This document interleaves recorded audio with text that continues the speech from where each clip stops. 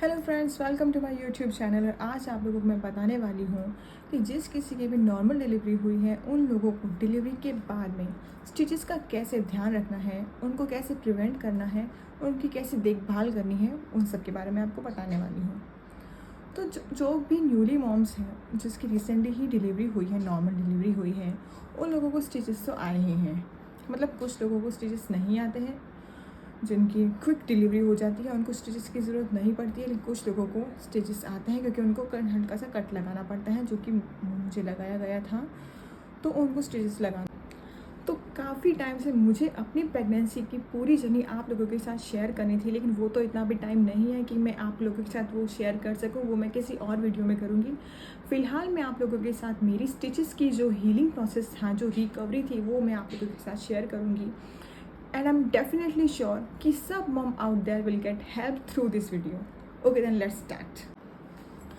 तो मेरी डिलीवरी हुई थी 18 सितंबर 2022 को, और मेरी डिलीवरी का जो प्रोसेस था काफ़ी क्विक था, और ऑलमोस्ट 30 मिनट्स के अंदर मेरी डिलीवरी हो गई थी। किसी की भी डिलीवरी होती है तो डॉक्टर हमें विज़िट के लिए बुलाते हैं, सबको बुलाते हैं। और कुछ लोग होते हैं जी ये विज़िट स्किप कर देते हैं, लेकिन हमें ऐसा नहीं करना है। हमें ये विज़िट ज़रूर करनी है, क्योंकि ये जो डिलीवरी की पोस्ट डिलीवरी जो विज़िट होती है डॉक्टर के पास, ये बहुत इम्पॉर्टेंट होती है।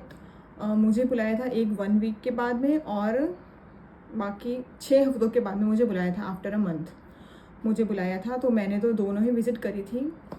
इसमें हमें क्या होता है कि हमारे जो स्टिचेस हैं उनकी पूरी सुपरविज़न किया जाता है। पूरा डॉक्टर गायनेकोलॉजिस्ट तो होते हैं हमारे, वो पूरा देखते हैं कि स्टिचेस कैसे रिकवर कितने हुए हैं, कितना हीलिंग प्रोसेस कितना ग्रो हुआ है, और कितनी देखभाल और करने की ज़रूरत है। क्योंकि मेरे केस में जो क्या हुआ था मैं आपको बताती हूँ। मैं जब गई थी मेरे गायनेकोलॉजिस्ट के पास आफ्टर अ वीक, तो मेरा जो एक स्टिच था वो हल्का सा, एकदम हल्का सा ओपन हो गया था, और जिसके लिए मुझे डॉक्टर ने एक सल्यूशन दिया था, बीटाडिन सल्यूशन दिया था, जिसको और एक पाउडर था, बीटाडिन पाउडर था, और एक सल्यूशन था जिसको पानी के अंदर डाइल्यूट करके वजाइनल एरिया को पूरा साफ़ करने के लिए दिया था। और दूसरा जो था वो पाउडर था जो स्टिचेस के ऊपर लगाने के लिए दिया था। तो वो मैंने पाउडर लगाया था, तो विदिन 4-5 डेज़ मेरे जो स्टिच जो ओपन हो गया था वो अपने आप ही वापस से सेट हो गया था, तो वापस रीस्टिचिंग करने की ज़रूरत नहीं। तो इसके बाद जो मेरी नेक्स्ट विज़िट थी 6 हफ्ते बाद, जब मैं डॉक्टर के पास गई थी मेरे स्टिचेस की वापस दिखाने के लिए, तो डॉक्टर ने चेक किया तो मेरे स्टिचेस पूरे एकदम स्किन के अंदर रिजॉल्व हो गए थे, और उन्हें कोई तरह की भी वापस देखभाल करने की ज़रूरत नहीं थी, पूरी तरह से हील हो गए थे। So it was a very easy process compare to जितना मैं डर रही थी कि स्टिचेस कैसे होंगे, कैसे हील होगा, कैसे मैं सब कुछ मैनेज करूँगी। तो इतने सब डरने की बात नहीं थी, वो अब नॉर्मली इमीडिएट।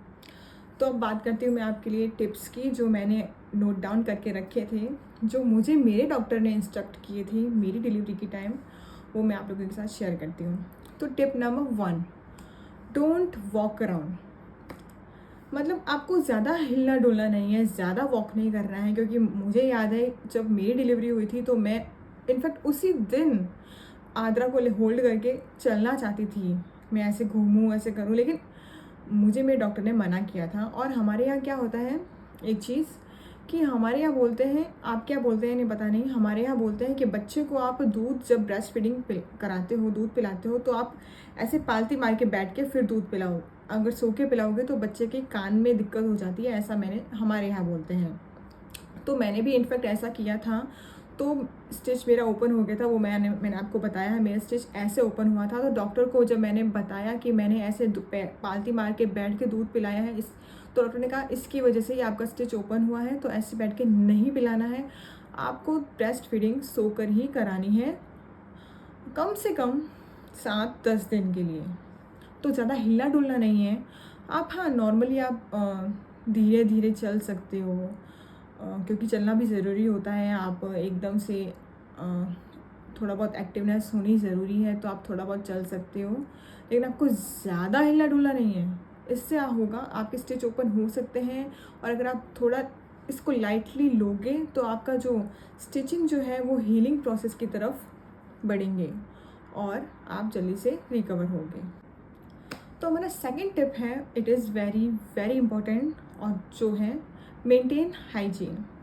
तो हाइजीन आप कैसे मेंटेन करोगे? एक तो आप जब यूरिन पास करने जाते हो तब, और दूसरा आप सैनिटरी पैड चेंज करने जाओगे तब। तो जब आप दोनों टाइम जाओगे तो आपको करना क्या है, जब आप ये काम कर लो उसके बाद में आपको पूरा एरिया है वो पानी से अच्छे से वॉश करना है, पूरा क्लीन करना है।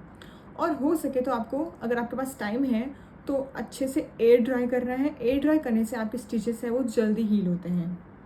और उसके बाद मेरे जो डॉक्टर ने मुझे एक सोल्यूशन दिया था, एंटीसेप्टिक सोल्यूशन बीटाडीन करके, वो मैंने आपको पहले भी बताया है। तो उसको क्या है, पानी के अंदर डाइल्यूट करके वॉश करना होता है, उसके बाद पानी से वापस वॉश करना होता है, और बाद में वो पाउडर दिया था, वो मैंने आपको बता चुकी हूँ। तो हाइजीन मेंटेन। तीसरा जो टिप है वो है अवॉइड कॉन्स्टिपेशन। तो आपको कॉन्स्टिपेशन बिल्कुल नहीं होने देना है, क्योंकि कॉन्स्टिपेशन से तो टोटली पूरा इफ़ेक्ट पड़ेगा आपके स्टिचेस पे, वो उसकी रिकवरी पे। तो कॉन्स्टिपेशन आपको बिल्कुल नहीं होने देना है, और इसके लिए आपको करना है जो मुझे भी मेरे डॉक्टर ने एक सिरप दी थी कॉन्स्टिपेशन की, जनरली कि भाई कॉन्स्टिपेशन हो ही ना, ज़रूरी नहीं है कि हो तो ही ले, पहले से भी ले सकते हैं। तो लेकिन हमें ज़्यादा कॉन्स्टिपेशन की सिरप पे डिपेंड नहीं रहना है। इसके लिए हम ज़्यादा पानी पिएं और फाइबर रिच फ्रूट्स और वेजिटेबल्स का सेवन करें। पपाया ज़्यादा से ज़्यादा खाएं, जिससे कॉन्स्टिपेशन ना हो। आप गूगल पे सर्च कर लेना ऐसी चीज़ें जिससे कॉन्स्टिपेशन ना हो, ऐसी चीज़ों का आपको सेवन करना चाहिए, क्योंकि ज़्यादा दवाइयों वगैरह पे मैं बिलीव नहीं करती हूँ। तो ये 3 टिप्स जो थी बहुत ज़्यादा इम्पोर्टेंट थी, और भी बहुत सारी टिप्स होती हैं, लेकिन इनमें से 3 जो सबसे ज़्यादा इम्पोर्टेंट है, जो मैंने आपके साथ शेयर कर लिए, कि ज़्यादा आपको हिलना डुलना नहीं है, दूसरा आपको हाइजीन मेंटेन रखना है, और तीसरा आपको कॉन्स्टिपेशन नहीं होने देना है। और बाकी और भी हैं, जैसे कि आपको जो स्टिचेस वाला एरिया है उसको एयर ड्राई करते रहना चाहिए, एयर एक्सपोजर करते रहें। जैसे आपने अपने रूम को अंदर से लॉक करके थोड़ा सा मी टाइम अपने आप को देकर आपको पूरा वो एयर ड्राई करें उसको, एरिया को, दिन में 2 बार कम से कम, वो भी अपना वो सोल्यूशन बीटाडीन सोल्यूशन लगाने के बाद। और बाकी नॉर्मल होते हैं, इन सब का फॉलो करें तो आपकी स्टिचेस बहुत ज़्यादा जल्दी रिकवर हो जाएंगे, डोंट वरी। और हाँ, आपको ज़्यादा डरना नहीं है, नॉर्मल बात है, सबको होते हैं। मैं भी बहुत डरती थी, लेकिन ऐसा जितना मैं डर रही थी उतना ज़्यादा कुछ नहीं था। उससे तो बहुत आसान मेरी ये स्टिचेस की जर्नी रही थी प्रेग्नेंट पोस्ट डिलीवरी। तो ऐसे ही ज़रूरी चीज़ों की जानकारी के लिए मेरे साथ जुड़े रहिए, और मिलते हैं अगले ब्लॉग में। बाय।